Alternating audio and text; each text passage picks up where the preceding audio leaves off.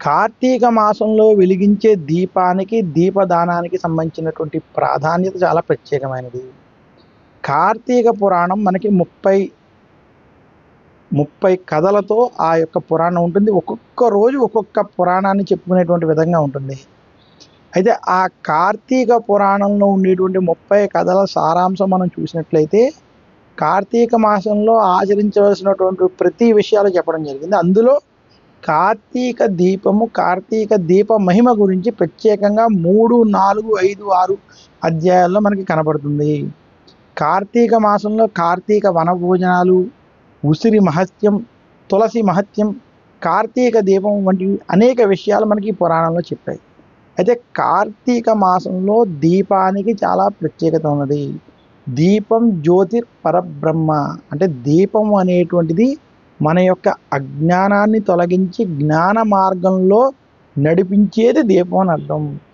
ప్రతి మానవుడు, ఈ భూమి మీద పుట్టిన ప్రతి ప్రాణి ఈ ఒక యోగ మాయ వలన అజ్ఞానముతోటే ఉంటాడు.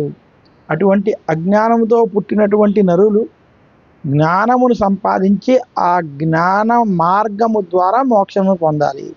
ఇక్కడ జ్ఞానము అంటే ఏదో సైన్స్, సోషల్, మ్యాథ్స్ అని కాదు, కానీ ఇక్కడ జ్ఞానము అంటే మోక్షం పొందడానికి ఏది అవసరమో అది తెలుసుకునేటువంటి జ్ఞానం.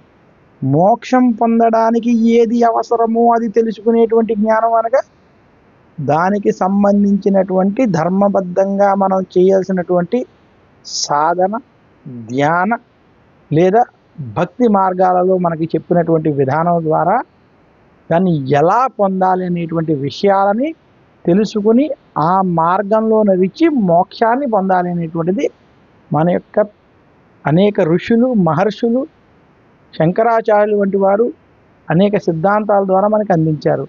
అటువంటి జ్ఞానమును మనం పొందడానికి కార్తీక మాసంలో వెలిగించేటువంటి దీపం మనకి ప్రతీకగా చూపిస్తుంది.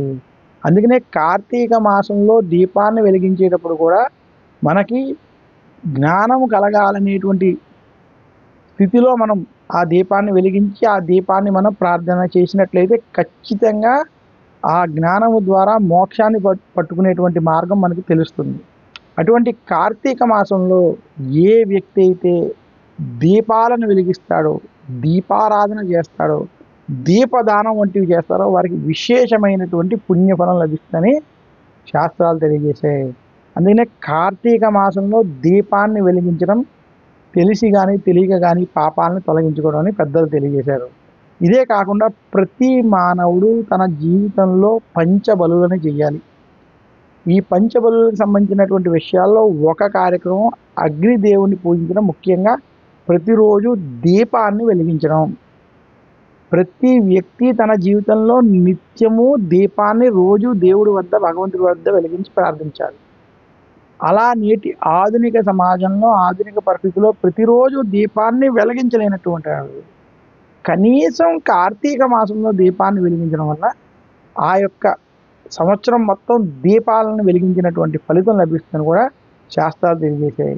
అందుకనే కార్తీక మాసంలో దీపాన్ని వెలిగించడం, దీపారాధన చేయడం చాలా విశేషం. దీపదానం వంటివి చేయడం చేత చాలా విశేషమైనటువంటి పుణ్యఫలం లభించి తెలియక చేసినటువంటి పాపాలు నశిస్తాయని కార్తీక పురాణంలో మనకి స్పష్టంగా చెప్పడం జరిగింది. అందువల్ల కార్తీక మాసంలో దీపారాధన వంటివి చేయమని శాస్త్రాలు తెలియజేశాయి.